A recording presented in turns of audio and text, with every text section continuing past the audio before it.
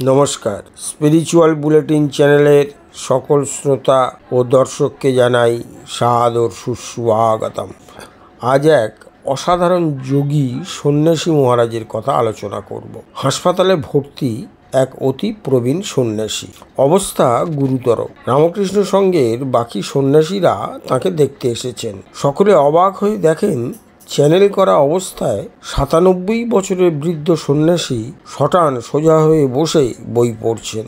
বইটির নাম সম্ভবত ছিল the Zen and the brain. মানব মস্তিষ্কে মেডিটেশনের কি প্রভাব পড়ে তার উপর গবেষণাধর্মী লেখা। শুধু যে পড়ছেন তাই নয়, কাঁপা কাঁপা হাতে উল্লেখযোগ্য লাইনগুলিতে দাগ দিচ্ছেন সেই ৯৭ বছরের বৃদ্ধ সন্ন্যাসী।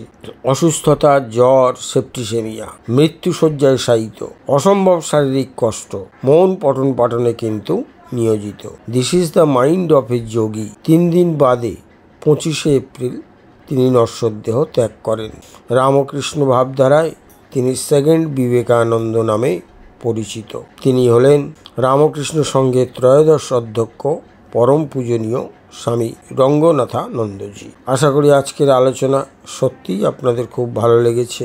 আর ভালো লেগে থাকলে প্রতিদিন যেভাবে লাইক, শেয়ার, কমেন্টস করেন তেমন করবেন।